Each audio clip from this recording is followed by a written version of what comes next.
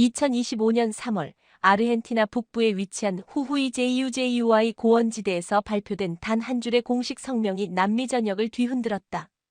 이 지역의 신규 리튬 광산은 한국 컨소시엄에 의해 100% 운영된다. 이 발표는 단순한 계약 소식이 아니었다. 이는 곧 중국의 경제 패권, 미국의 지정학적 통제, 유럽의 전통적 광산 식민주의 전략에 대한 정면 도전이었다. 무엇보다 충격적인 점은 그 주체가 일본도 아니고 프랑스나 독일도 아닌 바로 대한민국이었다는 사실이다. 세계 5위의 리튬 매장량을 자랑하는 아르헨티나, 그 중에서도 은빛, 황금, 실버, 골드이라 불리는 리튬 삼각지대의 심장부에서 한국이 단독 운영권을 확보했다는 것은 단순한 성과가 아니라 전략적 대지각 변동에 해당한다. 왜냐하면 이 지역은 지난 20년간 철저히 중국과 미국의 전략 자산으로 분류되어 왔기 때문이다. 중국은 국영기업 CATL, GANFENG 리시엄 등을 앞세워 볼리비아와 아르헨티나 전역의 채굴 수송 가공 수출까지 독점 체계를 구축했고, 미국은 이를 견제하기 위해 IMF와 연계된 인프라 대출을 조건으로 친미 정부를 세워왔다. 그런데 그 모든 질서 위에 한국이 조용히 그러나 결정적으로 작동권을 장악한 것이다. 이것은 더 이상 개발도상국을 향한 강대국의 전통적 자원 착취 모델이 통하지 않는다는 것을 보여주는 가장 강력한 사례다. 한국이 채굴권을 확보한 방식은 놀라울 만큼 현대적이었다. 토지권을 보유한 원주민 커뮤니티와의 직접 합의, 광산 인근의 생태계 보호를 위한 수질관리 시스템 사전 구축, 현지 대학과 협약을 통해 기술 이전 및 고급 인력 양성, 그리고 무엇보다 중요한 것은 광산 수익의 일정 비율을 지역 보건교육 전력 인프라에 자동 환류하는 조항까지 포함되어 있었다. 이는 사실상 국가 대 국가 혹은 기업 대 정부의 구식 거래가 아니라 지역사회 전체와의 포괄적 계약이었다. 중국이 수십억 달러를 투자하고도 원주민 반발에 시달려 철수했던 이유, 미국이 정부 교체 후 번번이 계약이 무효화된 이유는 바로 여기에 있다. 한국은 들어올 때부터 달랐다는 현지 매체의 평가가 결코 과장이 아닌 것이다. 리튬 삼각지대는 단순한 지질학적 공간이 아니다. 이는 앞으로 30년간 세계 에너지 패권이 교차할 미래 산업의 심장이다. 전기차, ESS 에너지 저장 장치, 군사용 고출력 배터리, 심지어 위성통신용 초경량 에너지 모듈까지 모든 핵심 부품은 결국 리튬을 중심으로 재편된다. 그런데 그런 전략 광물을 한국이 단독 운영하며 생산주기 전반을 독자 통제한다는 것은 곧 전 세계 배터리 전기차 우주 산업의 흐름을 뒤바꿀 수 있는 트리거를 한국이 쥐었다는 뜻이다. 여기서 한 가지 주목해야 할 사실은 한국이 이 리튬 광산을 단지 채굴하는 데 그치지 않는다는 점이다. 삼성 SDI, SK온, LG에너지솔루션 등 국내 3대 배터리 기업은 이미 이 광산과 연계된 현지 정제 플랜트, 전구체 처리 설비, 수출 전용 항만 인프라에까지 투자 계약을 체결한 상태이며 이를 통해 원광 정제 가공 배터리 셀 생산 수출까지 이어지는 완전한 수직 계열화가 실현된다. 이는 중국의 양적 생산 위주 전략과 완전히 대조되는 방식이다. 중국은 현재도 볼리비아, 칠레 등에서 리튬을 대량 채굴하고 있지만 고도 정제 기술의 부재, 현지 사회와의 갈등, 국제 신뢰 부족 등의 문제로 고부가가치 산업에서 밀려나고 있다. 반면 한국은 적게 캐더라도 신뢰할 수 있고 지속 가능한 시스템을 설계해 품질윤리 환경 모두에서 글로벌 기준을 충족하는 유일한 국가로 자리매김하고 있다. 왜 한국인가? 라는 질문에 대해 남미 각국의 에너지부와 광물청은 한결같이 신뢰성, 기술력, 상생 모델을 꼽았다. 이는 단순히 가격 경쟁력이 아닌 가치 경쟁력에서 한국이 전 세계에서 유일하게 살아남고 있다는 것을 뜻한다. 이제 상황은 완전히 역전되었다. 남미가 자원을 통해 생존을 도모하는 시대는 끝났다. 오히려 자원이 한국과 연결되었기 때문에 생존이 가능해지는 시대가 시작된 것이다. 남미의 전략 광물 전쟁은 오래전부터 미국과 중국의 대리전장이었다. 미국은 민주주의와 시장 경제를 명분 삼아 자국계 에너지 기업에 우호적인 정권을 세우기 위해 수십 년간 무력과 외교, IMF 대출을 병행하며 남미 정치 지형을 교란해왔다. 중국은 그 반대편에서 무조건적 투자와 빠른 인프라 제공을 내세워 무너진 경제를 일시적으로 떠받치며 채굴권을 쓸어담았다. 그러나 이 두 국가 모두 결정적인 한 가지를 놓쳤다. 바로 신뢰다. 미국은 항상 지정학적 안보를 우선했고 광물 그 자체보다는 친미 정권 유지와 반중 봉쇄에 더 관심이 많았다. 이로 인해 남미 각국은 미국의 투자를 받더라도 그에 수반되는 정치적 간섭과 군사협정, 다국적 기업의 일방적 배당 구조에 불만을 가질 수밖에 없었다. 중국은 그 반대다. 정치적 간섭은 없지만 그 대신 철저한 자원 식민화가 뒤따랐다. 중국 기업들은 리튬을 포함한 모든 광물을 원광 형태로 캐서 자국으로 반출하고 현지에는 단순 노동자만 고용했으며 환경오염과 수질 파괴에 대해서는 기술 부족이라는 이유로 책임을 회피했다. 그러나 한국은 처음부터 접근 방식이 달랐다. 한국은 계약서에 기술 이전과 현지 인력 고용 비율, 환경 모니터링 데이터 공유 등을 의무 조항으로 명시했고 이를 국제기준 ISO 14001 ESG 환경사회 지배구조 기준까지 함께 첨부함으로써 남미 각국 정부가 이 계약은 국제사회에 떳떳이 공개할 수 있다고 선언할 수 있도록 만들었다. 이 차이가 바로 미국, 중국이 수십 년을 투자하고도 신뢰를 얻지 못한 반면 한국은 불과 18개월 만에 독점 운영권을 획득하게 된 핵심 요인이었다. 또한 한국은 단순히 자본이나 정치력을 앞세우지 않았다. 한국의 강점은 언제나 실질적인 기술력이다. SK이노베이션이 제공한 차세대 습식정제 기술은 기존 중국 방식보다 오염물질 배출을 65% 줄이면서도 회수율은 1.8배 높았고 삼성 엔지니어링이 설계한 스마트 채굴 관리 시스템은 인공지능과 드론을 활용해 인력 손실 없이 정밀 채굴이 가능하게 하였다. 이 모든 기술은 이미 한국 내 배터리 산업에서 검증되었고 유럽 수출 시 인증을 거친 시스템이기 때문에 남미 정부는 기술을 믿고 계약할 수 있다는 확신을 가질 수 있었다. 반면 미국은 여전히 기술이 아닌 정치적 영향력에 기대고 있으며 중국은 양적 공급만 강조하며 질적 신뢰를 구축하지 못하고 있다.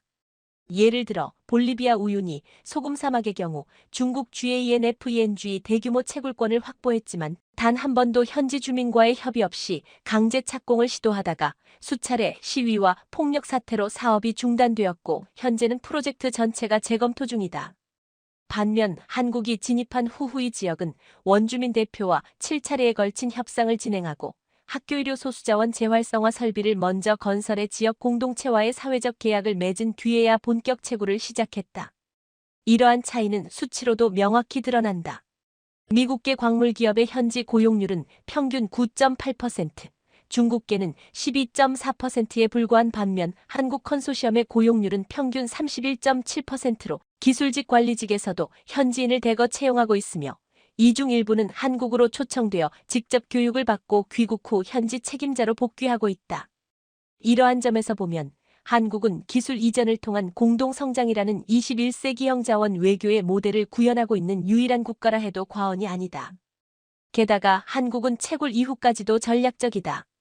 단순한 원광 수출에 머무르지 않고 후방에는 포항, 울산, 광양에 위치한 초정밀 가공셀 조립 배터리 모듈 제조 공정이 유기적으로 연결되어 있다. 이는 곧 남미에서 채굴된 리튬이 메이드 인 코리아라는 프리미엄을 달고 전 세계 완성차 기업으로 수출된다는 뜻이며 여기서 나오는 부가가치는 단순 채굴 수익의 12배 이상이라는 분석도 존재한다. 이러한 고차원적 가치 사슬 밸류 CHAIN을 설명할 수 있는 국가는 세계적으로 드물며 이는 한국만이 보유한 공정융합 기술과 제조 수출 동기와 모델 덕분에 가능하다. 남미는 더 이상 원료만 파는 가난한 대륙이기를 원하지 않는다. 그리고 한국은 그들의 갈망을 읽어냈다. 그것이 바로 한국이 선택된 이유였다. 한국이 남미 리튬 삼각지대에서 달성한 것은 단순한 채굴권 확보가 아니다. 이제는 그 어떤 국책기업도 초국적 자본도 상상하지 못했던 지속가능한 자원 생태계 구축에 성공했다는 것이 진정한 혁명이다. 그 시작은 공급자와 구매자라는 수직적 관계를 거부한 데서부터 시작되었다. 한국은 남미의 리튬을 거래 대상이 아닌 동반 성장의 기반으로 바라보는 전략적 시각을 견지해왔다. 삼성 SDI와 LG에너지솔루션이 중심이 된 이 프로젝트는 초기 단계부터 현지 대학, 직업학교, 지방정부, NGO, 원주민 커뮤니티와 통합실행협의체를 구성하였으며 단일 계약 당사자가 아닌 생태계 전체가 협의의 주체가 되는 방식으로 설계되었다. 이는 과거 어느 대형 프로젝트에서도 시도되지 않았던 구조이며 이 협의체는 자원은 공동의 것이며 수익도 공동으로 배분되어야 한다는 전제 아래 움직인다. 예를 들어 리튬 정제 공정에서 발생하는 산업용 폐수를 어떻게 처리할지에 대한 결정은 기술 기업이 아닌 지역수자원 협의회가 우선 결정권을 가진다. 생산량 증가를 위한 설비 확장은 기술 논리만으로 판단되지 않고 생태계 모니터링을 통해 조류 번식 주기, 토착 동식물 생존에 미치는 영향을 먼저 분석한 후 결정된다. 이것이 바로 한국이 추구하는 기술 기반 상생형 자원 거버넌스이며, 이는 단순히 윤리적 정당성 확보를 넘어 실제적인 지역 수용성 확보에 결정적 역할을 한다. 중국은 이 모델을 따라하려 했으나 실패했다. GANFENG 리시엄은 볼리비아 북부에서 대규모 플랜트를 세우며 지역 공동체에 수익 일부를 배분한다고 발표했지만, 해당 커뮤니티는 우리는 수익이 아니라 결정권을 원한다며 거부했고, 결국 프로젝트는 반년 만에 중단됐다. 미국 역시 GM과 리튬 광산 운영 합작 프로젝트에서 기술과 자본은 제공했지만 현지의 언어문화법제 이해가 부족했고, 통보식 협상이라는 오만한 태도로 인해 계약이 파기된 전례가 있다. 반면 한국은 같이 간다는 말의 무게를 행동으로 증명한 국가다. 한 예로 JUJUI 광산에 채용된 엔지니어 중 38%는 한국 정부의 ODA 프로그램을 통해 선발되어 한국에서 6개월간 리튬 정제 및 품질 관리 교육을 받은 뒤 돌아온 지역 출신들이다. 이들은 단순한 근로자가 아니라 현지 운영의 핵심 관리자이자 기술 전수자 역할을 맡고 있으며, 향후에는 인근 대학의 겸임 교수로 참여하게 될 예정이라는 점에서 자원 기반의 사회적 사다리 형성 모델이 구체적으로 작동하고 있음을 보여준다. 또한 한국은 계약 이후를 대비한 지역 내 3단계 생태계 구축 전략을 병행 중이다. 1단계는 채굴 및 기초 인프라 조성, 2단계는 리튬 정제 가공 산업 유치 및 고용 확대, 3단계는 배터리 부품 중간재 생산 설비를 현지에 유치하여 완전한 고부가가치 산업 클러스터로 발전시키는 것이다. 실제로 2025년 하반기부터는 SK온이 아르헨티나 북부의 전구체 및 음극재 가공 공장 착공에 들어가며, 이로써 한국의 전략은 단순한 원료 확보를 넘어 현지 산업 자체를 배터리 산업의 일부로 끌어들이는 구조로 진화한다. 이러한 모델은 유럽조차도 하지 못한 일이다. 독일의 보쉬보시, BASF 등이 시도했던 현지 진출은 기술 분산을 우려한 본사 내부 반대로 무산되었으며, 일본은 기술 비공유 원칙으로 인해 현지의 불신을 피할 수 없었다. 오직 한국만이 기술은 나누되 품질은 높게 유지하고 수익은 함께 가져간다는 선순환 원리를 현실에 이식하는 데 성공한 것이다. 여기서 중요한 것은 한국의 이러한 전략은 일회성이 아니라는 점이다. 베트남에서의 히토류 채굴, 인도네시아 니켈 협약, 우즈베키스탄 구리 개발까지 한국은 이미 다양한 전략 광물 프로젝트에서 이 생태계 모델을 시험해왔고, 이를 기반으로 남미에서도 한국형 자원 개발 표준을 확립하고 있다. 이러한 표준이 축적되면 앞으로 아프리카 중동 중앙아시아에서도 동일한 방식으로 한국이 중심이 되는 신규 자원 협력 블록이 형성될 가능성이 높다. 결국 한국은 자원을 착취하지 않고도 자원을 지배할 수 있다는 21세기형 자원 전략의 정답을 증명하고 있는 셈이다. 그리고 그 시작은 바로 생태계라는 이름의 조용하고 단단한 구조에서 출발했다. 지금 이 순간에도 전 세계의 배터리 기업들은 필사적으로 리튬 확보에 매달리고 있다. 전기차 보급률이 폭증하고 각국이 내연기관 퇴출을 선언하면서 리튬은 단순한 원료가 아닌 산업 생명선으로 격상되었고, 누가 이 물질을 안정적으로 확보하고 고부가가치 제품으로 가공할 수 있는가에 따라 미래 산업의 권력이 재편되는 상황에서 한국의 삼성과 SK, LG는 남미에서 단순한 투자자가 아니라 게임의 규칙 자체를 다시 쓴 장본인으로 평가받고 있다. 삼성 SDI는 아르헨티나 북부 리튬 삼각지대에 가장 먼저 입성한 외국계 고순도 가공기업이다. 이들은 단순히 리튬을 사가공하지 않았다. 현지의 고체전해질 분석 설비, 플라즈마 기반 미세입자 분쇄기, AI 품질 검사 시스템까지 도입하여 세계에서 가장 정밀하고 자동화된 현장 기반 초정밀 정제 공정을 구축하였고, 이는 곧 원료 상태에서부터 삼성 퀄리티를 새긴 배터리 핵심 소재를 의미하며, 결과적으로 테슬라, 폭스바겐, 볼보, 리비안 등 글로벌 EV 업체들의 수주 계약이 삼성으로 쏠리게 만든 결정적 배경이 되었다. SK온은 전략이 더 공격적이었다. 이들은 단순한 가공 설비를 넘어 리튬 수급 불안정 자체를 없애기 위한 현지 매장지 탐사 및 신규 광맥 발굴 작업까지 병행했고, 자체 위성 탐사 기술을 활용해 기존 중국 컨소시엄이 미처 발견하지 못한 신규 광맥을 포착함으로써 기술로 광물 판도를 뒤엎은 유일한 사례를 남겼으며, 이를 통해 기존 리튬 확보 체계를 전면 재구성하고 중국의 공급망을 우회하는 완전한 자립형 확보 모델을 구축하였다. LG에너지솔루션은 인프라에 집중했다. 이들은 아르헨티나 북부에 자체 전력망을 구축하고 태양광 패널을 활용한 리튬 채굴용 전력 작업 시스템을 완성하였으며, 이로 인해 리튬 채굴 과정의 탄소 배출을 세계 최저 수준으로 낮추었고, ESG 경영을 중시하는 유럽계 금융사로부터 윤리적 광물 인증을 세계 최초로 획득함으로써 국제시장에서 한국산 리튬의 프리미엄을 높이는 데 성공하였다. 이러한 한국 대기업들의 삼각 전략은 단순한 사업이 아니라 국가 전략 그 자체였으며, 중국의 양산형 전략과 미국의 안보 중심형 모델이 가진 한계를 적나라하게 드러내며 국제사회에 명확한 메시지를 전달하였다. 한국은 진로 간다. 한국은 책임진다. 그리고 한국은 미래를 설계한다. 중국은 여전히 리튬의 절대량 확보에 매달리고 있지만 제품 불량률 문제, 품질 균일성 부족, 현지 반발과 환경 문제 등으로 인해 점차 국제시장에서 신뢰를 잃고 있으며, 미국은 리튬의 전략적 통제권을 확보하려는 정치적 의도와 민간 기술력 간의 괴리로 인해 투자 대비 성과가 미미한 상황인데 반해 한국은 기술력과 현지 수용성, 환경 지속 가능성, 글로벌 수요자 신뢰라는 네 가지 핵심 축을 모두 만족시키는 유일한 국가로 떠오르고 있다. 예를 들어 최근 폭스바겐이 공개한 차세대 EV 플랫폼은 삼성 SDI의 남미 정제 리튬을 기반으로 한 고밀도 셀을 기준으로 설계되었고, 볼보는 아예 SK온의 탄소 중립 리튬 인증 모델을 기준으로 자사 전기 트럭 시리즈를 재정비 중이며, 유럽연합은 향후 배터리 수입 기준을 윤리환경 기준 충족 여부로 전환한다고 발표하면서 가장 먼저 예외 인증 대상으로 한국 컨소시엄을 명시한 바 있다. 이는 곧 한국이 글로벌 배터리 공급망의 신뢰 플랫폼으로 공식 인정받았다는 의미이며, 리튬의 원산지보다 그것을 어떻게 처리하고 누구와 함께 하느냐가 더 중요해진 시대에 한국은 기술과 윤리, 투명성과 협력성이라는 총체적 역량으로 승부를 걸고 있으며, 세계는 이 전략에 반응하고 있다는 점에서 이는 단순한 기업의 성공이 아니라 국가 브랜드의 총체적 승리라 해도 과언이 아니다. 삼성과 SK, LG가 이끌고 있는 이 흐름은 단순히 배터리 시장만을 바꾸지 않는다. 이는 자원 민족주의, 지정학적 불안정, 환경 붕괴, 기술 양극화라는 21세기 핵심 과제에 대응할 수 있는 유일한 전략적 해답으로서의 가능성을 제시하고 있으며, 결국 남미 리튬 삼각지대에서 시작된 이 조용한 혁명은 곧 지구적 산업 질서 재편의 출발점이 될 수 있다는 점에서 전 세계는 지금 잠들 수 없다. 한국이 깨어있기 때문이다. 20세기까지 리튬을 포함한 전략 자원은 항상 저주였다. 자원이 많을수록 내전이 일어나고 외세가 개입했으며 정권은 흔들리고 부의 분배는 비뚤어졌다.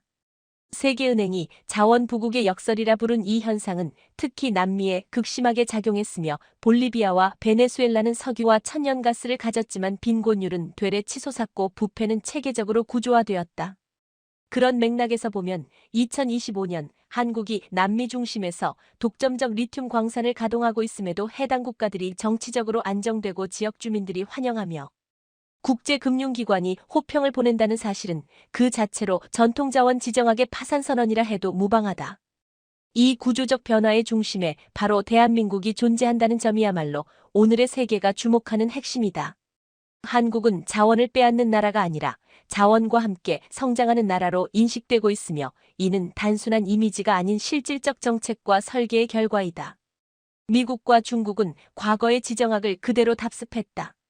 미국은 자원을 확보하기 위해 항상 군사기지, 외교 협박, 무역 조건, IMF 통제 패키지를 동반했고, 중국은 대규모 자본을 앞세워 자원과 토지를 교환하되 현지 국민의 주권과 생계를 고려하지 않았다. 그러나 한국은 이 구조를 정면으로 거부하고 오히려 자원의 생산지를 하나의 주체로 인정하고 그들과 함께 운영 모델을 설계하는 방식을 채택하였다.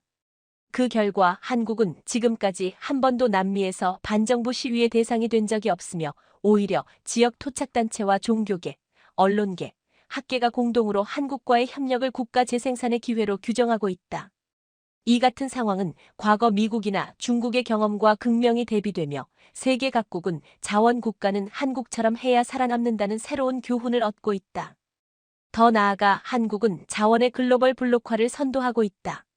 기존에는 중국이 1대1로를 중심으로 중앙아시아와 아프리카에서 자원을 독점하고 미국은 북미 자유무역협정을 통해 멕시코의 자원을 통제하는 구조였지만 한국은 특정 권역이 아닌 다양한 신흥국과 수평적 계약을 맺고 있으면 이 계약은 모두 기술 이전, 현지 생산, 수익 공유라는 3대 원칙을 공유한다. 즉, 한국은 힘이 아니라 시스템을 통해 자원을 통제하고 있는 유일한 국가이며 이러한 방식은 장기적 신뢰를 확보할 수 있는 유일한 방식임을 현지 정부들 스스로가 입증하고 있다. 아르헨티나, 칠레, 볼리비아, 콜롬비아가 공동으로 추진하는 리튬 동맹 역시 한국 모델을 기준으로 설계되었으며 심지어 그 회의에 한국 측 기술대표단이 자문위원으로 참석하고 있다는 점은 이제 한국이 자원의 구매자가 아닌 운영 규칙을 설계하는 플레이어로 변모했음을 상징한다. 이러한 변화는 에너지 안보, 군수산업, 국제통화 질서까지 파급력을 가진다. 한국이 확보한 리튬은 단순히 전기차 배터리뿐 아니라 국방부의 레이저 무기, 드론, 위성에 들어가는 초경량 고출력 배터리에도 투입되며 이는 곧 한국의 국방 전략의 자원 자립이라는 새로운 축을 제공하고 있다. 동시에 이러한 자립 기반이 삼성, LG, 한화, LIG, 넥스원 등의 글로벌 확장에도 뿌리를 제공하고 있어 자원 기술 안보 산업 외교가 하나로 묶이는 복합적 국가 전략이 현실화되고 있다. 세계가 뒤늦게 눈치채기 시작한 건 바로 이 지점이다. 한국은 자원을 통제하지 않는다. 다만 자원이 스스로 한국을 선택하게 만든다. 이것이야말로 한국이 세계 자원 질서에서 이룬 가장 정교하고도 조용한 혁명이다. 대한민국은 자원이 부족한 나라로 알려져 왔다. 석유 한 방울 나지 않고 우라늄도 히토류도 거의 없다. 그래서 수십 년간 한국은 늘 기술로 생존하고 외교로 버티고 산업구조 고도화로 경쟁해왔다. 하지만 바로 그 한계가 오늘날 한국을 자원 강국이 아닌 자원을 지배하는 기술국가로 만들었고 그 상징적 전환점이 바로 남미 리튬 광산의 완전 운영이라는 사실은 그 자체로 전 세계 정치경제군사 전문가들에게 깊은 충격으로 다가오고 있다. 한국이 남미에서 확보한 것은 단순한 채굴권이 아니다. 이는 전략 광물 확보, 현지 정제, AI 기반 품질 통제, 수출용 패키징, 탄소 중립, 물류 체계까지 일괄 설계된 완전한 자원 주권 생태계이며 이를 가능하게 만든 배경은 한국의 독보적인 기술, 연결된 제조 체계, 그리고 무엇보다 전략적 복합화 사고다. 삼성은 채굴 및 정제 설비에 투입된 모든 설비를 스마트 모듈 시스템으로 설계해 각 장비가 실시간으로 채굴 조건을 감지하고 자체 학습하여 에너지 효율과 회수율을 최적화하도록 만들었고, SK는 여기에 플라즈마 정제 기술과 수질 재생 시스템을 연동하여 환경 영향을 최소화하면서도 회수 리튬의 순도는 99.5% 이상으로 유지되게 했으며, LG는 공정 이후 운송 과정에서 탄소 중립을 유지하기 위해 전기 트럭, 수소 기차, AI 기반 물류 최적화 플랫폼까지 통합 도입하여 ESG 기준에서 유럽과 유엔의 가장 이상적 자원 순환 사례로 지정되기에 이르렀고, 이러한 시스템이 민간 기술에 그치지 않고 국방 전략과도 연결된다는 점에서 한국은 단순한 경제적 행위자가 아니라 자원기술 안보 외교 융합국가로 자리매김한 셈이다. 예를 들어 한국 국방부는 2026년부터 배치 예정인 초경량 정찰 드론과 레이저 대공 무기 체계에 남미 리튬을 정제한 고밀도 배터리를 탑재할 예정이며, 이는 단순한 에너지원 확보를 넘어 군수 주권의 핵심 부품을 한국 내부에서 통제할 수 있게 되었다는 의미이며, 동시에 이러한 독립적 무장 능력은 미국의 공급망 협박, 중국의 자원 외교 전술에 일절 휘둘리지 않는 자주권의 기반으로 작동하게 된다. 또한 한국은 이미 이러한 자원 기반 기술력을 바탕으로 개발도상국과의 전략적 블록화에도 착수한 상태로 베트남에서는 히토류 프로젝트를 공동 개발하고 있으며, 인도네시아에서는 니켈 및 코발트 채굴 프로젝트에 한국의 수처리 및 드론 채굴 기술을 접목시켜 환경을 파괴하지 않는 개발 모델로 유엔으로부터 표창을 받았고, 카자흐스탄에서는 구리와 우라늄의 공동 개발을 통해 유럽과 중동을 연결하는 전략 광물 회랑을 구축 중이며, 이 모든 과정에서 한국은 무력이나 협박, 금융 조건이 아닌 기술과 신뢰라는 수단만으로 각국을 설득하고 있다는 점에서 한국은 사실상 무력 없는 외교 제국을 현실화하고 있는 유일한 국가라 해도 과언이 아니다. 그렇다면 무엇이 한국을 가능하게 만들었는가? 그것은 바로 위기를 기회로 바꾸는 집요한 반복과 불가능을 돌파하는 구조화된 응답력이다. 일본이 기술 수출을 막았을 때 한국은 디램을 세계 1위로 만들었고 미국이 FTA를 무기 삼아 자동차 부품을 압박했을 때 현대차는 수소차와 전기차로 반격했다.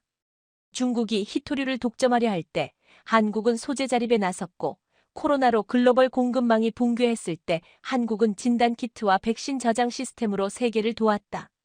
그리고 지금 한국은 리튬을 통해 다시 한번 증명하고 있다.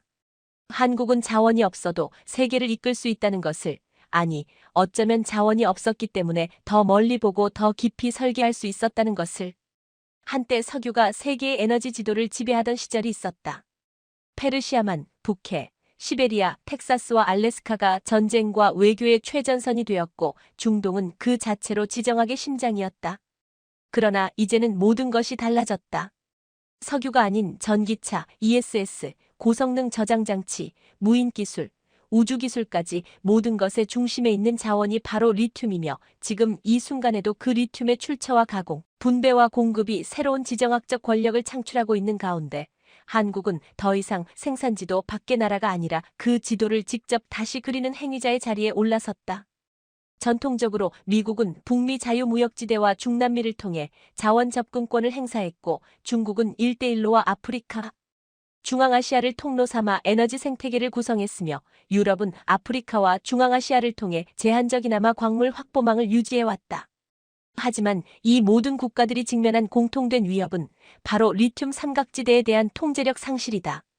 아르헨티나, 볼리비아, 칠레를 중심으로 한 이 고원지대는 전 세계 매장량의 55% 이상을 차지하며 이 지역에서 발생하는 자원 외교는 단순한 계약이 아니라 한국과의 미래 전략과 직결되는 문제로 한국이 이 삼각지대의 핵심 축을 확보하면서 세계의 공급망 구조는 겉으로 보이지 않게 뒤흔들리고 있다. 한국이 이 지역을 확보한 것은 수량의 문제가 아니다. 핵심은 품질, 신뢰, 연계 구조다. 미국은 아직도 각국 정부를 설득하기 위해 군사적 지원이나 경제적 압박을 동원하고 있고 중국은 막대한 인프라 투자를 조건으로 자원 독점권을 확보하려 하지만 그 방식은 점점 더 신뢰를 잃고 있다. 반면 한국은 기술 중심의 상호 이익 모델을 제시했고 지역 공동체가 스스로 이 모델을 선택하게 만들었다는 점에서 이미 접근법 자체가 다르고 그 결과로 탄생한 공급망은 양이 아니라 질의 게임에서 압도적인 주도권을 갖게 된 것이다. 이제는 글로벌 전기차 기업들도 한국의 리튬을 전제로 설계를 바꾸고 있고 ESS 생산업체는 한국 기업과의 장기 계약 없이는 유럽 친환경 기준을 충족하지 못하게 되었으며 유럽연합은 2027년부터 배터리 공급망이 윤리적 리튬 인증을 의무화하는 규정을 예고했는데 그 기준안을 설계한 자문단의 상당수가 한국 컨소시엄과 협력한 전문가들이라는 점에서 이제는 공급망이 아니라 표준 자체를 설계하는 위치에 한국이 도달했음을 의미한다. 그뿐 아니라 한국은 이 리튬 공급 체계를 인도 태평양 전략, 유럽 그린딜, 아세안 에너지 네트워크 등 다자간 협정과 연결시켜 자국의 자원 공급이 단지 산업용을 넘어서 외교 전략 자산으로 작동하도록 구조화하고 있으며 이러한 교차 연계는 기존이 자원 경제 공식에서 벗어나 자원 국가 영향력이라는 새로운 공식으로 진화 중이라는 사실을 보여준다. 이러한 변화는 지도상에서도 구체적으로 나타나고 있다. 10년 전만 해도 한국은 세계 자원 흐름 지도에서 변두리에 있었지만 이제는 리튬, 니켈, 히토류, 코발트, 우라늄 등 각종 전략 자원 확보 노선의 중심점에 위치하며 다수의 국제 지도에서 한국이 지정학적 결절점으로 표현되기 시작했고 이는 단지 리튬 하나 때문이 아니라 한국이 기술력과 신뢰, 계약 이행력, 규범 설정 능력에서 유일무이한 국가로 인식되기 시작했다는 구조적 변화를 반영한다. 결국 지금 세계는 에너지 패권국이라는 오래된 개념을 폐기하고 있고 대신 에너지 플랫폼 국가라는 새로운 개념을 수용하려 하고 있으며 한국은 그 첫 번째 사례로 등장하고 있는 것이다. 과거는 생산하는 나라가 강했지만 이제는 설계하고 연결하는 나라가 강하고 그 설계의 중심에 대한민국이 존재한다는 사실을 아직도 일부 국가는 인정하지 않으려 하지만 현실은 이미 지도 위에 기록되고 있다. 2025년 상반기 한국이 남미 리튬 삼각지대에서 전격적으로 단독 운영권을 확보했다는 소식이 전 세계에 전해졌을 때 놀랍게도 가장 조용했던 국가는 중국이었다. 언론은 거의 다루지 않았고 정부는 공식 입장을 내지 않았으며 국영기업은 아무런 입찰 결과도 발표하지 않았고 외교부조차 단 한 줄의 논평도 내지 않았다. 그러나 침묵은 곧 위기의 크기를 의미한다.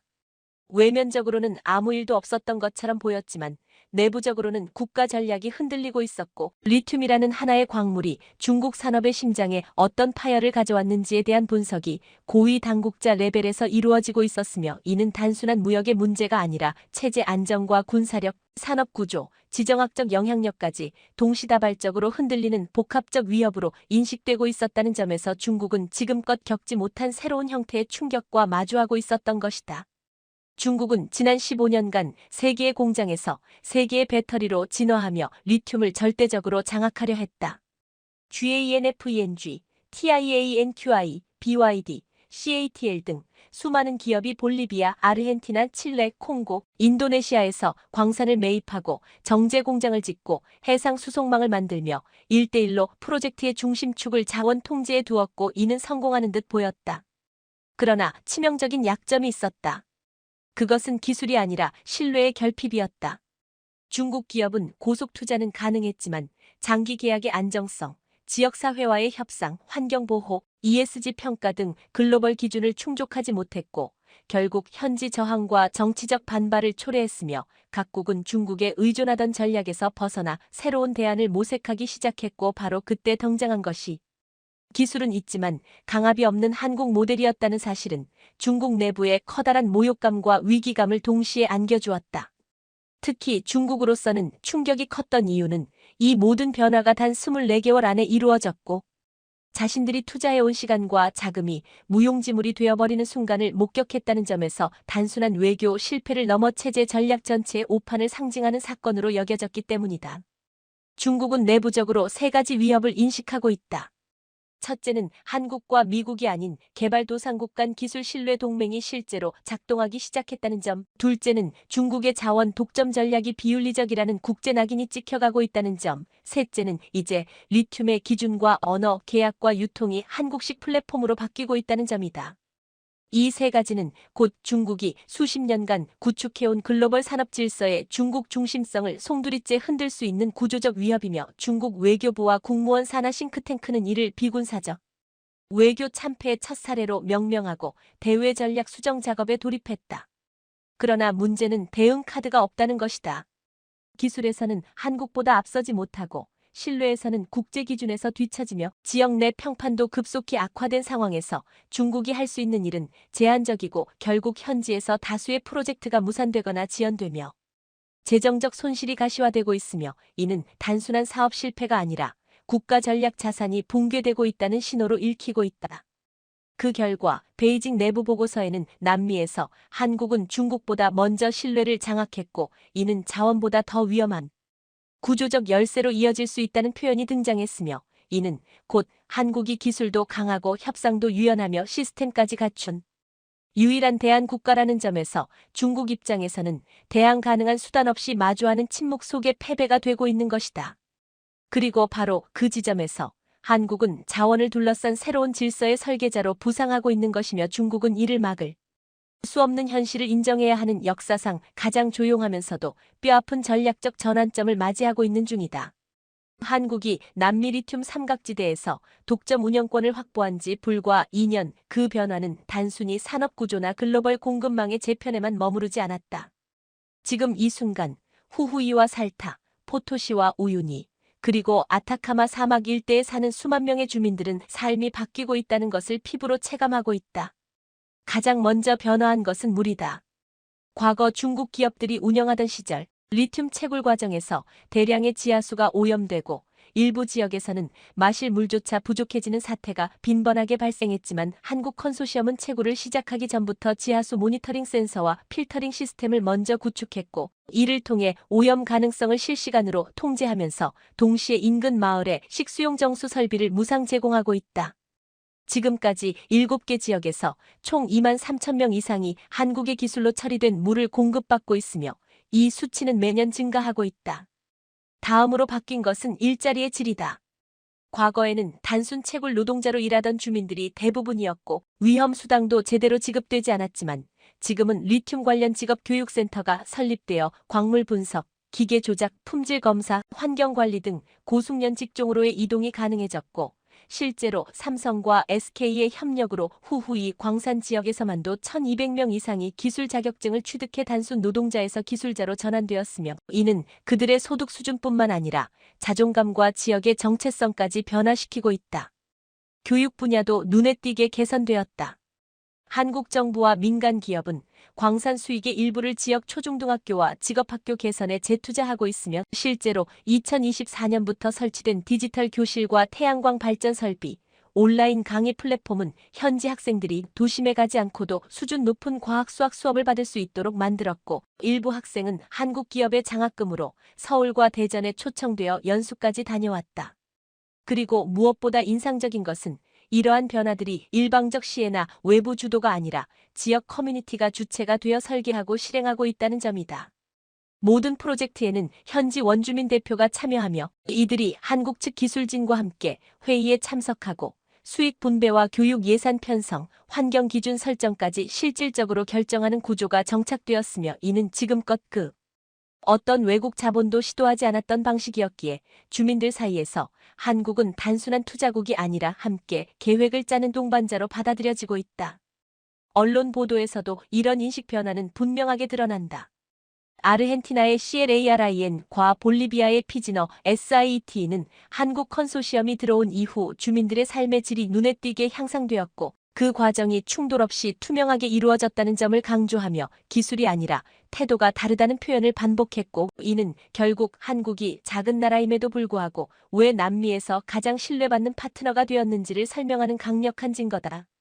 지금 남미에서는 리튬이라는 자원이 더 이상 외세의 수탈 대상이 아니라 삶을 바꾸는 도구로 인식되기 시작했고 그 전환점에 한국이 있었으며 이는 향후 다른 광물 자원, 예를 들어 구리 코발트 망간 등으로도 확장될 수 있는 모델로 평가받고 있으며 몇몇 지역 주민은 인터뷰에서 우리는 이제 한국을 단순한 바이어가 아니라 기술을 나누는 이웃으로 본다고 말하며 기존에 가졌던 자원 개발에 대한 냉소와 불신을 걷어내고 있다. 결국 한국은 남미에서 채굴이 아니라 공생을 선택했고 바로 그 전략이 지금 수많은 삶을 조용히 바꾸고 있다. 역사는 반복된 착취와 파괴의 기록이었다. 석유, 철광, 석탄, 히토류까지 수많은 자원이 남의 손에 의해 캐이고 수출되고 다시는 돌아오지 않았다. 자원이 풍부한 나라들은 오히려 더 가난해졌고 외세에 휘둘렸으며 개발이란 이름 아래 정체성과 환경을 잃었다. 하지만 리튬을 둘러싼 이번의 흐름은 달랐다. 한국은 다른 길을 택했고 세계는 그 결과를 보고 있다. 한국은 자원 강국이 아니었다. 처음부터 불리했다. 땅도 좁고 자원도 부족했다. 그래서 기술을 키웠고 시스템을 만들었고 협력의 방식을 체화시켰다. 그 모든 과정이 쌓여 지금 한국은 남미에서 자원을 통제하는 유일한 비서구국이 되었고 동시에 개발도상국들이 스스로 선택한 공동성장 파트너로 올라섰다. 이제 세계는 깨닫고 있다. 더 이상 대국이 모든 것을 좌우하지 않는다. 시스템을 설계할 수 있는 나라, 신뢰를 쌓을 수 있는 나라, 기술을 나누되 책임도 질 수 있는 나라가 중심에 선다. 한국은 그 기준을 만들었다. 미국은 여전히 패권을 앞세우고 중국은 숫자를 내세운다. 그러나 한국은 협상을 통해 신뢰를 만들었고 시스템으로 미래를 설계했다. UN 자원개발위원회는 2025년 한국의 남미 모델을 지속가능한 채굴 파트너십 사례로 선정했다.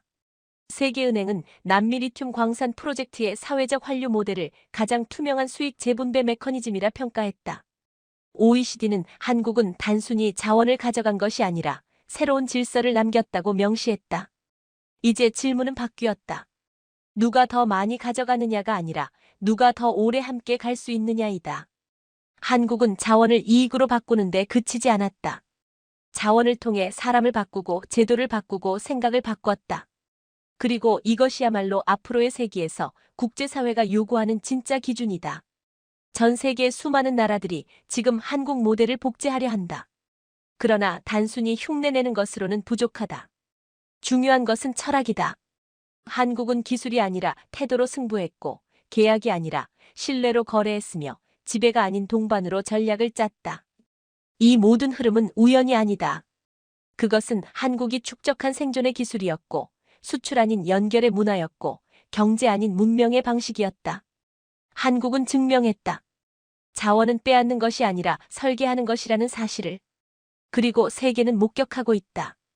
21세기 자원 질서의 중심에 서 있는 국가는 더 이상 과거의 제국이 아니다. 그 이름은 이제 대한민국이다. 최근 군사 전문 매체 디펜스 시큐리티 아시아는 한국 방위 산업과 관련해 중요한 정보를 보도했습니다. 한국의 FA-50 공격기를 구매한 말레이시아 정부가 방공 역량을 강화하기 위해 한국군이 사용 중인 중거리 방공 체계 천궁까지 도입이 유력시된다는 내용이었습니다.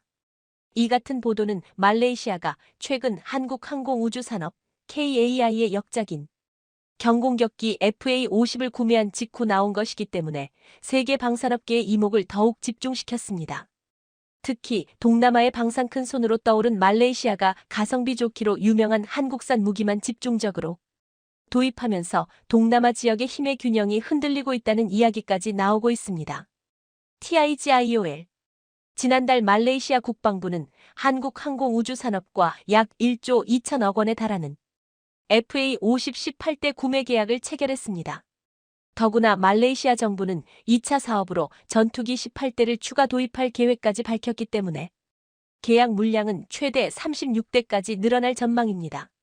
이런데 여기에다 LIG 넥스원의 천궁까지 도입을 추진하기 시작한 것인데요.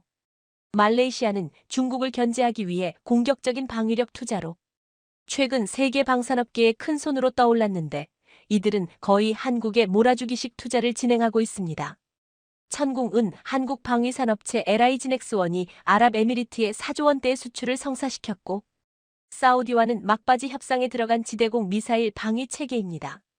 K9 자주포에 이은 대한민국 방산의 또 하나의 히트작이라 할 수 있는데요.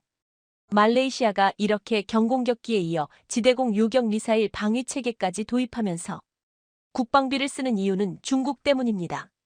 남중국해 영유권을 둘러싼 동남아시아 국가들과 중국의 갈등이 날로 치열해지자 미국은 그 틈을 파고들었습니다. 최근 중국의 눈치를 보던 말레이시아와 브루나이까지 미국 편에 서면서 중국은 이제 남중국해에서 필리핀, 베트남, 인도네시아를 포함해 말레이시아, 브루나이까지 적대적인 관계를 만들게 됐습니다. 지금까지 중국의 눈치를 보던 말레이시아 브루나이는 얼마 전 미국 주도의 대규모 군사훈련에 참가하며 반중국 노선에 참여했습니다. 특히 말레이시아와 인도네시아는 러시아의 우크라이나 침공 같은 상황이 남중국해에서도 일어날 수 있기에 대비하려는 것이라며 별도의 연합훈련까지 했고 이러한 훈련들이 중국을 겨냥한 것이라는 사실을 숨기지 않았습니다. 이처럼 최근 말레이시아가 미국 쪽으로 기울면서 공중에 있는 목표를 공격하기 위해 땅에서 발사하는 미사일, 즉 지대공 미사일 도입을 추진하고 있는데 노르웨이의 나삼스 NASAMS와 한국의 천궁이 유력한 후보로 거론되고 있었습니다. 그런데 이때 군사 전문 매체 디펜스 시큐리티 아시아가 말레이시아 정부가 한국의 천궁을 도입하려는 움직임을 보이고 있다고 보도했으니 이목이 쏠릴 수밖에 없었습니다. 특히 아스가르칸 말레이시아 공군 사령관까지 현지 매체와의 인터뷰에서 이렇게 말했습니다. 아직 재무부의 최종 승인이 나온 것은 아니다. 하지만 말레이시아 공군은 1차 사업으로 1개 포대 규모의 방공체계를 도입하고 2차 사업에서는 4개 포대까지 늘릴 예정이다. 아직 말레이시아 재무부의 최종 승인이 나온 것은 아니다. 이 말은 오히려 천궁 구매 도입 협상이 상당히 진척되고 있음을 시사하고 있었습니다. 천궁은 한국이 2011년 공군의 기존 방공 유도 무기인 호크 HAWK 미사일을 대체하기 위해 만든 중거리 지대공 유도 무기로 개량형인 천궁이의 제원은 길이 4.6mm의 중량 400kg, 직경 27.5cm로 최대 사정거리는 40-50km, 유효 고도는 15-20km입니다. 천궁은 발사대 하나당 8발의 요격 미사일을 탑재할 수 있고 발사관에서 가스 압력을 이용해 미사일을 수직으로 10m 이상 발사한 뒤 공중 점화하는 콜드런치 콜드 론치 방식이 적용돼 360도 모든 방향으로 전환이 가능한 장점을 갖고 있습니다. 천궁의 경쟁 상대인 나삼스는 노르웨이 방산업체 콩스버그와 미국 레이시언이 공동 개발한 지대공 미사일 체계로 미국 레이시언사가 1991년 개발한 공대공 미사일 암람 AMRAAM을 기반으로 만들어졌습니다. 여러 차례 개량을 거치며 미사일의 최대 사거리는 160km, 스페인, 네덜란드, 캐나다, 인도네시아 등 세계 11개 국가가 나삼스를 운용하고 있습니다. 하지만 나삼스는 지난해 러시아 우크라이나 전쟁을 계기로 수요가 늘어나면서 구입을 한다 해도 언제 받아볼 수 있을지 예측 불가능합니다. 나삼스는 미국과 캐나다가 우크라이나에 지원한 무기이기도 한데 업계에 따르면 주문부터 초기 인도까지 최소 3년이 넘는 시간이 소요되는 것으로 알려져 있습니다. 최근 미국도 우크라이나에 나삼스를 추가 지원하기 위해 작년 11월 말 구매 계약을 체결했는데 계약 물량이 미 육군에 모두 인도되는 시점은 3년 뒤인 2025년 11월인 것으로 전해졌습니다. 2025년 11월이라니 늦어도 너무 늦는데요. 하지만 LIG 넥스원의 천궁은 다릅니다. 지난해 UAE가 한국으로부터 천궁이를 도입한 이유도 빨리 정확하게 받아볼 수 있기 때문이었습니다. 요즘처럼 한시가 급한 상황에서 빨리 정확하게 받아볼 수 있다는 것은 커다란 강점입니다. UAE는 작년 1월 무려 4조 3천억 원 규모의 천궁을 구매했습니다. 천궁은 납기가 빠른 것만이 아니라 수출국 현지 상황에 맞춰 개량할 수 있다는 것도 커다란 장점입니다. 지난해 UAE에 수출된 천궁이의 경우 LIG 넥스원은 중동 현지 환경에 맞춰 개량된 버전을 수출했으며 지금도 수출 상대국의 조건과 현지 상황에 맞춰 개발을 진행하고 있습니다. 이처럼 한국 방산업계의 수주 소식이 계속 들리자 최근 뉴욕타임스까지 나서 한국 방산에 대해 비중 있게 보도했습니다. 지난 5일 뉴욕타임스는 한국이 우크라이나 전쟁 국면에서 무기 판매 분야 최대 수혜국 중 하나로 떠올랐다고 보도했습니다. 지난해 한국의 무기 수출은 폴란드의 탱크, 곡사포 등을 판매한 16조 8천억 원 상당의 거래를 포함해 총 173억 달러를 기록했습니다. 이것은 2021년 72억 5천만 달러에 비해 무려 140%나 증가한 금액입니다. 스톡홀름 국제평화연구소에 따르면 한국은 2017년부터 2021년까지 세계 상위 25개 무기 수출국 중 가장 빠른 성장세를 보이며 세계 시장 점유율 8위를 기록한 나라였습니다. 전 세계가 한국산 무기에 열광하는 이유는 하나입니다. 서방 무기와 견주어 가격 경쟁력이 뛰어난 데다 기술 이전과 현지 생산 등 부수적 이점이 있기 때문입니다. 뿐만 아니라 뉴욕타임스는 한국 방산의 경쟁력, 그 이유를 이렇게 분석했습니다. 냉전 종식 후 군대와 무기 생산 능력을 축소한 유럽과는 달리 한국은 자국 군대의 수요를 맞추고 북한을 방어하기 위해 강력한 국내 방산 공급망을 유지해왔다. 그동안 국방에 느슨했던 유럽 국가들이 러시아의 침공으로 심각한 무기 부족에 시달리게 되자 구매자들이 미국 무기의 대안으로 한국을 찾기 시작했다. 더구나 동유럽 국가들이 구소련 시대 무기를 우크라이나에 지원한 뒤 군대를 재정비하고 무기를 업그레이드하기 위해 경쟁하면서 한국산 무기는 매력적인 옵션이 됐다. 폴란드를 비롯한 동유럽 국가들이 재래식 무기를 우크라이나에 주고 그 빈자리를 새로운 무기로 채울 때 한국산 무기를 택했다는 얘기입니다. 러시아가 작년 2월 우크라이나를 침공한 뒤 미국 등 무기 수출국은 우크라이나 지원 때문에 생산 부족에 직면했습니다. 독일 같은 유럽 국가도 우크라이나에 보낼 주력 전차를 확보하는 데 애를 먹었습니다. 특히 폴란드는 방산 수요가 급증한 대표적인 나라입니다. 그런데 이 기사에서 가장 눈에 띄는 부분은 뉴욕타임스가 한국에 대해 평가한 부분입니다. 한국은 최근 모스크바를 도발하지 않으면서 세계 방산의 빈틈을 메우고 있다. 러시아와의 관계 악화를 우려해 우크라이나전에서 직접적 역할을 꺼리고 수출한 무기에도 우크라이나에 유입되지 않도록 재판매 금지를 비롯한 엄격한 규제를 적용하면서 러시아가 트집을 잡을 만한 빌미를 제공하지 않고 있다. 한국은 우크라이나 지원으로 재고가 줄어든 미군의 충전용 포탄을 팔 때도 폴란드를 재무장할 여러 무기를 팔 때도 수십 년간 다른 국가에서 사용해서는 안 된다는 국제 규정을 고집한 것으로 전해졌습니다. 한마디로 러시아 우크라이나 전쟁의 틈바구니에서 영리하게 장사를 하고 있다고 분석한 겁니다. 말레이시아와 한국은 그간 방산보다는 건설 협력으로 신뢰를 쌓아왔습니다.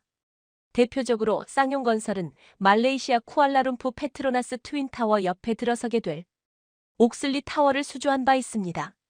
옥슬리 타워는 약 3,500억 원 규모의 초고층 빌딩으로 쿠알라룸푸르의 최고 중심인 KLCC 지역에 들어설 초고층 복합 건물입니다. 말레이시아는 자발적인 K-파프 경연대회가 수시로 열릴 정도로 K-파프의 인기가 높고 2014년에 이미 한국어가 말레이시아에서 제2외국어로 지정되었으며 2017년부터는 10개 중고등학교에서 한국어 수업이 개설될 정도로 한국에 대한 관심이 높은 나라입니다. 그런데 조만간 말레이시아가 FA50 경공격기를 사간 데 이어 한국의 중거리 방공 체계 천공까지 도입한다면 한국과 말레이시아와의 방산 협력은 폴란드만큼이나 두터워질 전망입니다. 방위산업의 특성상 한번 무기를 팔면 유지, 보수 등으로 긴 인연이 시작되기 때문입니다. 현재 우리 대한민국은 세계 6위의 강력한 군사대국이며 뛰어난 기술로 선진국들조차 깜짝 놀랄 각종 최첨단 무기들을 계속해서 만들어내고 있습니다. 하지만 한 가지 심각한 위협에 처해 있습니다. 바로 우리와 인접해 있는 북쪽의 국가와 그 너머에 있는 대륙 국가의 핵미사일들이 그것이죠. 이런 상황에 아직 우리나라는 핵탄두를 탑재한 탄도미사일을 탐지 및 추적할 수는 있어도 요격할 능력은 없는 상황이라 스스로를 혼자 지킬 수는 없는 상태입니다. 그런데 만약 우리나라가 강력한 핵무기들을 갖추게 된다면 어떨까요? 상황은 전혀 다르게 돌아갈 것입니다.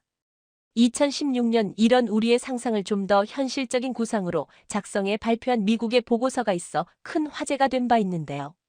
누구보다 핵전략에 있어 정통한 미국의 1급 전문가가 쓴 글이기에 많은 주목을 받았고 이 내용에 따르면 우리나라가 어느 누구도 막지 못할 가공할 핵 무장 능력을 가지고 있다는 충격적인 사실이 기록되어 있습니다. 우리나라가 핵무기를 가지게 된다면 무시무시한 핵전쟁 없이 한반도와 동아시아의 평화를 효과적으로 지켜낼 수 있는 걸까요? 지금부터 알아보겠습니다. 전문가는 아니지만 해당 분야의 정보를 조사, 정리했습니다. 본의 아니게 틀린 부분이 있을 수 있다는 점 양해해 주시면 감사하겠습니다. 2016년 4월 5일 미국의 언론 뉴욕타임스는 우리나라 위에 있는 북쪽 국가에서 핵탄두를 소형화해 중거리 노동미사일에 탑재할 수 있는 능력을 갖춘 것으로 한국 정부가 판단하고 있다고 보도했습니다. 물론 현재는 이때보다 더욱 발전된 탄도미사일 발사 능력은 물론 잠수함에서 발사하는 SLBM까지 개발하고 있어 갈수록 그 위협은 점점 더 커지고 있습니다. 이처럼 위협이 되는 것은 적어도 200, 300개의 핵탄두를 탑재한 미사일을 가지고 있는 대륙 국가 또한 마찬가지인데요. 이들은 엄청난 사거리를 가진 탄도미사일을 개발해왔고 현재는 미 본토마저 이 미사일들의 위협에서 안전할 수 없는 것으로 분석되고 있습니다.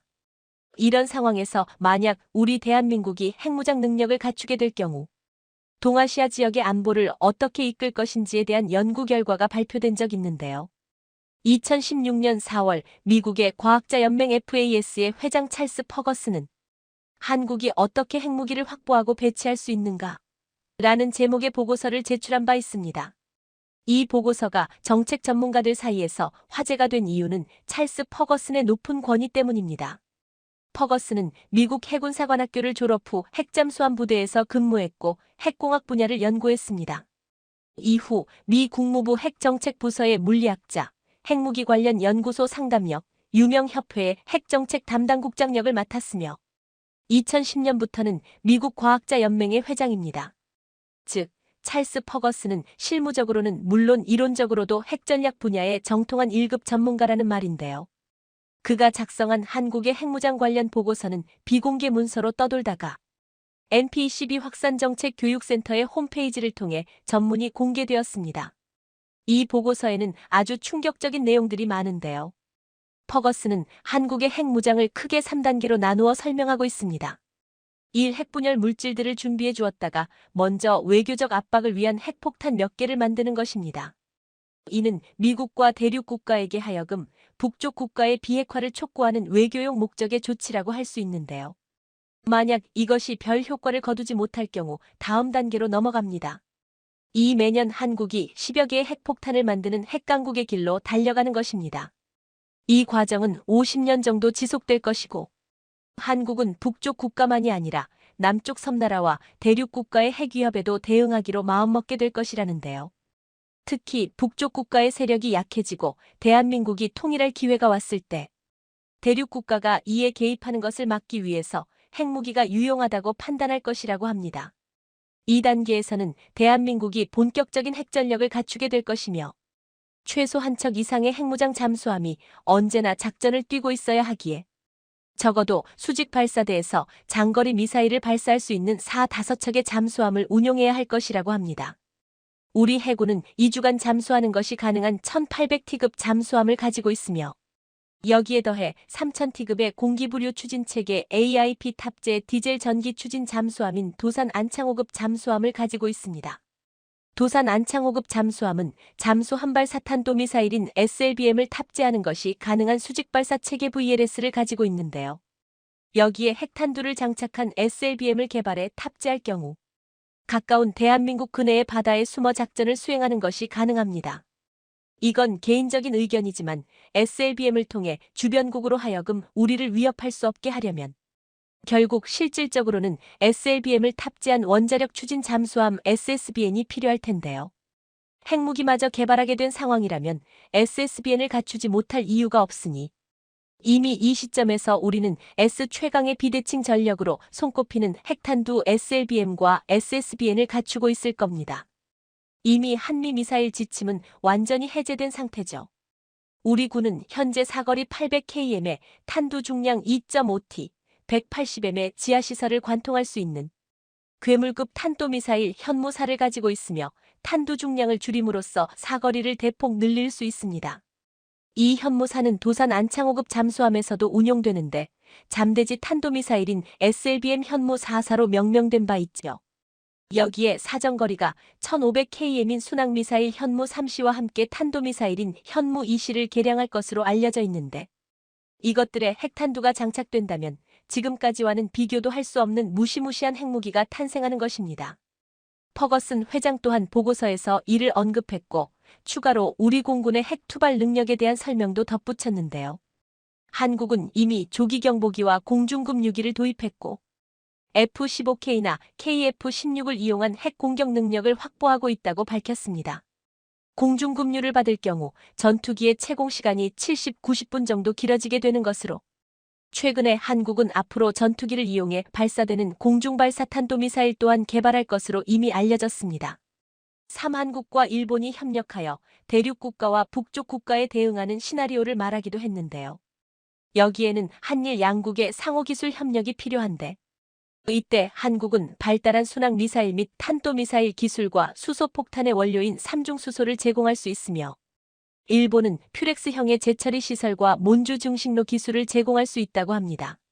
미국에서는 대륙이 핵전력을 증강시키고 미국이 이에 제대로 대응할 능력이 부족하다고 판단될 경우 한국과 일본이 협력해 핵무장을 진행하는 것을 막기는커녕 오히려 환영할 것이라고 합니다. 물론 이는 이 지역에서뿐 아니라 세계적으로 핵경쟁을 불러일으킬 위험이 있기에 신중히 택해야 할 필요성이 있다고 보았습니다.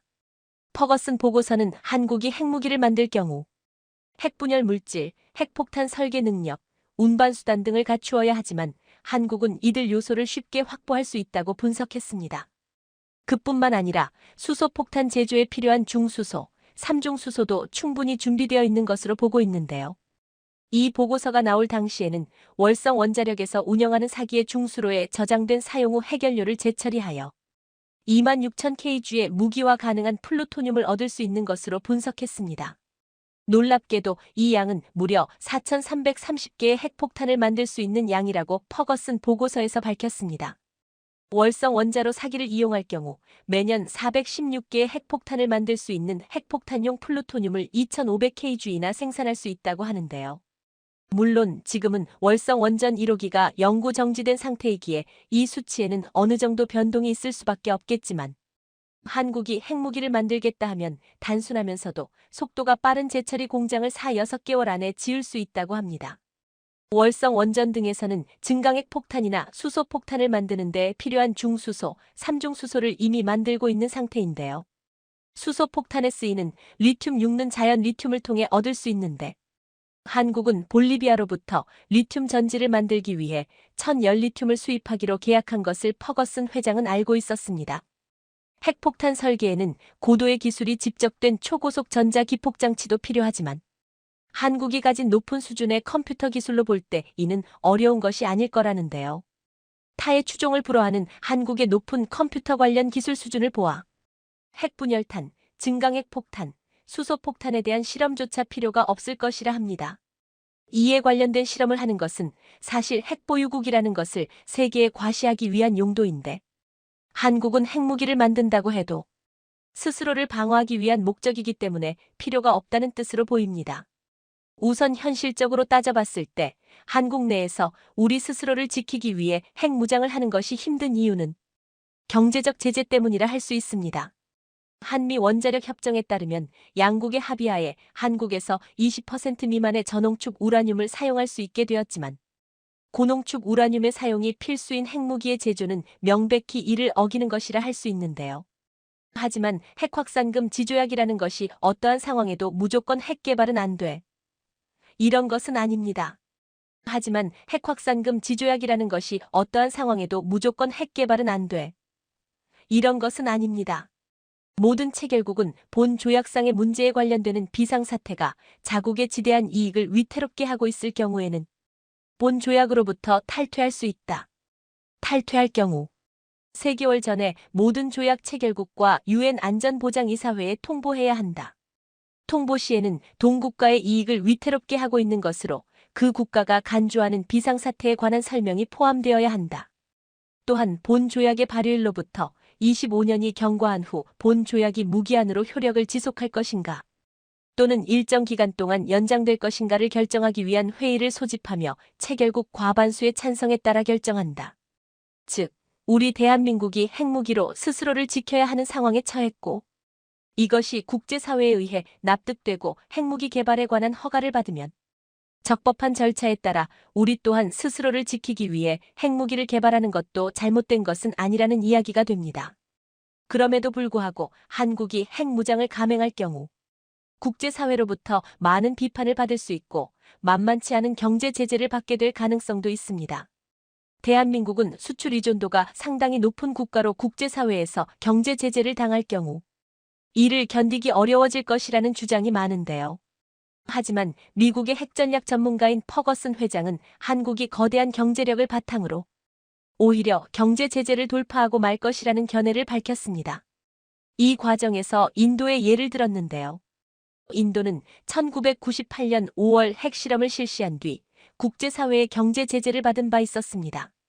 그런데 어찌된 일인지 이 경제 제재는 1년을 가지 못하고 끝이 나버렸는데요. 인도에서 생산되는 각종 제품들이 우리 대한민국의 제품들처럼 훌륭하지는 않았지만 국제사회는 거대한 인구를 가진 인도 시장의 잠재력을 무시할 수 없었습니다. 미국은 엄청난 인구를 가진 인도가 급성장하게 될 경우 대륙 국가의 군사력을 견제하는 역할을 할 수 있다고 믿었고, 이에 인도에 대한 경제 제재를 풀 수밖에 없었는데요.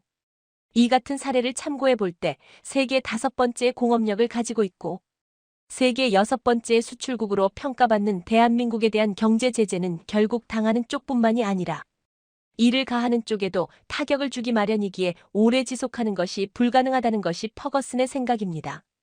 한국의 원자력 산업은 수출 분야에 있어 미국, 프랑스, 일본 등과 합작하고 있기에 한국에 대한 제재는 다른 나라에도 타격을 주게 되는데요. 퍼거슨은 이 같은 근거들을 들어 한국이 핵무기를 개발해도 장기간의 경제 제재를 받지 않을 것이라 주장하고 있습니다. 또한 그는 인도나 대한민국과 같은 민주주의 국가가 핵무장을 하는 경우는 북쪽 국가의 핵무장과는 경우가 달라서 미국을 비롯한 국제사회에 그렇게 큰 악영향을 끼친다고 보기는 어렵다는 의견을 드러내기도 했는데요. 퍼거슨은 미국은 아시아 태평양 지역으로의 회귀를 추진하며 계속해서 대만 해협을 둘러싼 지역으로 군사력을 증강시키고 있지만 그럼에도 불구하고 미래에는 일본과 한국의 안보를 지원할 수 있는 재정적 여력이 줄어들 것이라고 하는데요. 한국과 일본의 지도자들이 미국만 믿고 있을 수 없다고 확신을 가지게 될 경우 각자 핵무기를 개발하려 할 것이라고 합니다. 외교적 핵폭탄 정도만으로도 한국은 대륙과 일본의 엄청난 핵능력을 과시하고 북쪽 동네의 비핵화를 진행할 수 있는 협상 카드가 될 수 있을 것이라고 합니다. 그쪽에서 핵을 포기하면 우리 한국도 핵을 포기하겠다는 것이죠.